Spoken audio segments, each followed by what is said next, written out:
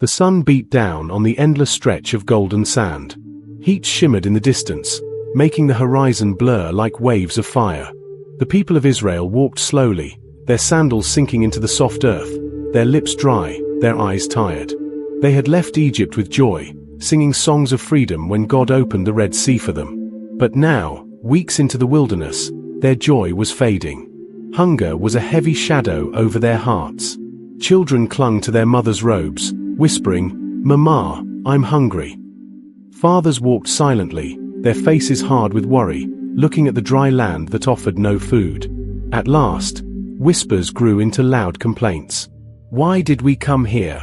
Did Moses bring us out to this desert only to die of hunger?" One man cried.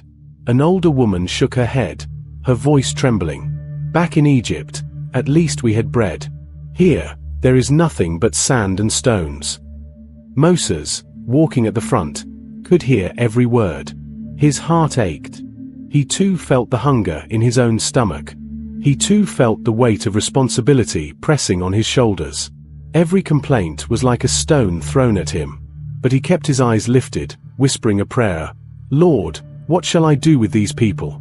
They are weary. They are afraid. We need you." That night, as the camp settled under the starry sky, the people gathered in small circles, sharing memories of Egypt. "Remember the pots of meat," one man said. "Remember the bread," another added, sighing deeply. Their words were heavy with longing. But not everyone complained. A young mother held her little boy close and whispered, "Don't cry, my child. The God who opened the sea will not let us starve. He will make a way." Her words carried hope, even though her voice shook. The next morning, Moses and Aaron stood before the people. Aaron's voice rang out, steady and strong. "Do not complain against the Lord. He has heard your cries. Tonight, he will give you meat to eat, and in the morning, bread from heaven. Then you will know that the Lord is your God." The crowd fell silent. Could it be true? Bread from heaven? Men exchanged doubtful glances. Women looked at their children with a spark of hope. As the sun set, something incredible happened. A sound filled the air, the beating of wings. A flock of quails swept across the camp, landing everywhere. The people gasped in wonder. They reached out and caught the birds with trembling hands. There was meat for everyone that night. Morning came quietly. The desert was still and cool, the sky painted with soft shades of pink and gold. The people stirred in their tents, rubbing their eyes, their bellies still aching with hunger. The memory of the quails from last night filled them with hope, but also with questions. Outside, the ground looked strange. A thin mist covered the sand, like a blanket of morning dew. Slowly, the mist lifted, and what remained made the people freeze in surprise. "Look!" cried a young boy, pointing at the ground. "What is that?" Scattered across the desert floor were tiny, round flakes, white and delicate, like frost. They sparkled under the rising sun. The people bent down, scooping some into their hands. "It looks like seeds," one man said. "No, it's more like thin breadcrumbs," a woman whispered, pressing it between her fingers. Another voice asked, "But, can we eat it?" The people turned to Moses, their leader. His eyes shone as he looked upon the strange gift covering the earth. He lifted his voice and said, "This is the bread the Lord has given you to eat. The Lord commands, gather as much as you need, no more, no less. Each family should take enough for today." The people began to gather quickly. Children laughed as they scooped the little flakes into baskets. Mothers smiled for the first time in many days. Fathers worked silently, thankful, filling their pots. One man tasted it. His eyes widened in wonder. "It tastes sweet, like honey," he exclaimed. A woman laughed with joy. "It melts in the mouth, soft, like bread." The word spread quickly, and the people began to eat. Smiles replaced frowns. Laughter echoed across the desert camp.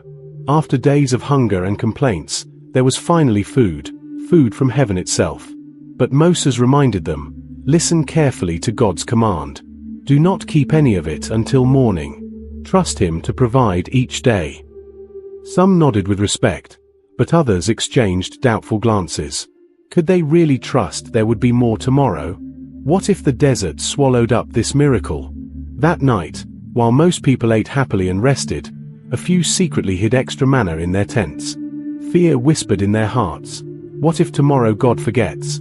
What if we wake up hungry again? Morning came, and those who had hidden manna went to check their pots. To their horror, the sweet flakes had turned foul. Worms crawled in the baskets, and the smell of rot filled the air. The people cried out in shame, covering their noses. Moses looked at them sadly. Did I not tell you? The Lord asks you to trust him. He will provide again, day by day. Do not doubt his word. The lesson was clear. The manna was not only food for their bodies, it was food for their faith. God was teaching them to depend on him, not just once, but every single day.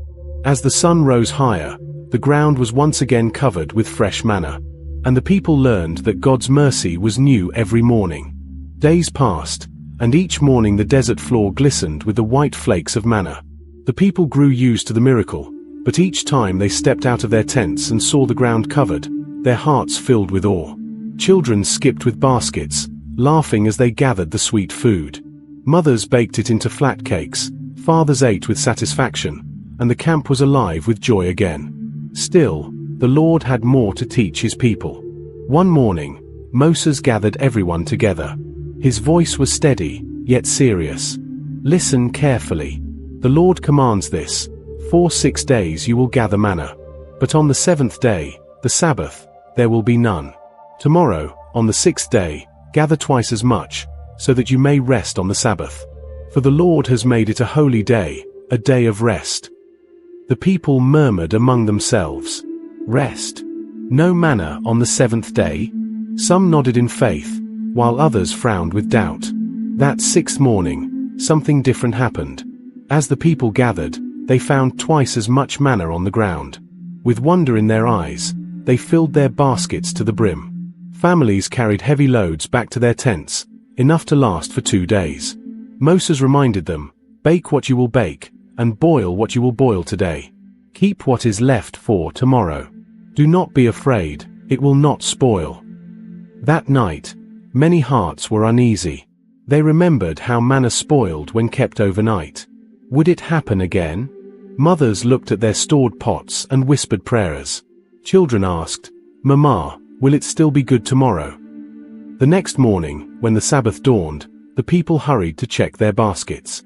To their surprise, the manna was fresh. No worms, no rotten smell, just sweet bread, ready to eat. A calm joy spread through the camp. God had kept his promise. Families sat together, resting under the shade of their tents. For the first time in weeks, no one hurried to gather food. Instead, they shared stories, sang songs, and remembered the God who had freed them from Egypt and now fed them in the desert. But not everyone obeyed. A few stubborn men, doubting Moses' words, slipped out quietly with baskets in hand. They searched the desert floor, hoping to find manna. But the sand was empty. Not a single flake covered the ground. When they returned with empty baskets, Moses looked at them with sorrow. Why do you not trust the Lord's command? The Sabbath is his gift to you, a day to rest and remember him. Yet you continue to test him. The people bowed their heads in shame. Slowly, they began to understand. Manna was not just food for the body, it was a reminder that life itself depends on God's word and his timing. From then on, each Sabbath became a day of quiet trust. In the stillness of the desert, the people learned that rest was also part of God's provision. The days turned into weeks, and the weeks into months. Every morning, without fail, the ground glistened with manna, God's bread from heaven. The people gathered it, baked it, and ate until they were full. Slowly, their grumbling turned into gratitude. They began to see that the God who brought them out of Egypt would never abandon them. One evening, as the sun dipped low and painted the sky with shades of orange and purple, Moses stood before the people once more. His voice carried across the camp. The Lord has commanded something new. Take a jar, and fill it with manna. Keep it for the generations to come, so they will remember how the Lord fed his people in the desert. The people watched as Aaron carefully took a golden jar, scooped manna into it, and placed it before the presence of the Lord. The jar was set aside as a testimony, a story preserved not only in words but in sight, a reminder that God had given bread from heaven. Children gathered around their parents and whispered, "Why keep it in a jar?"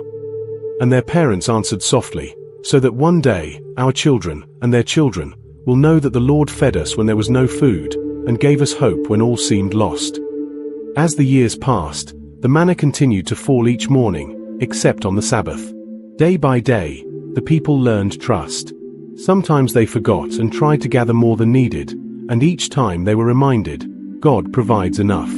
Sometimes they feared tomorrow, but the manna always came with the dawn. The lessons sank deep into their hearts. The wilderness was not just a place of hunger, it became a classroom of faith. God was teaching them that life was not about storing up or worrying about tomorrow. Life was about trusting Him, one day at a time.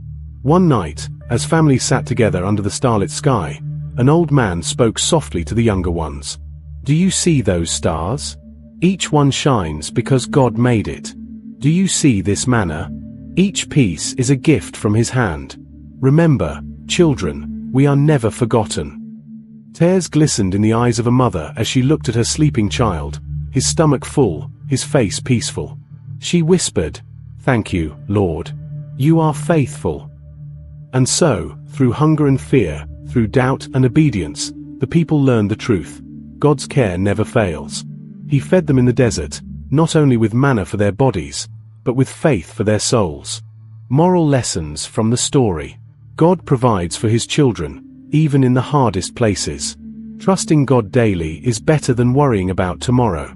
Obedience brings peace, while disobedience brings regret. Rest is also part of God's gift. He knows what we need. Remembering God's goodness helps us stay strong in the future. What do you think this story teaches us about trusting God in difficult times? Share your thoughts in the comments. I'd love to hear from you.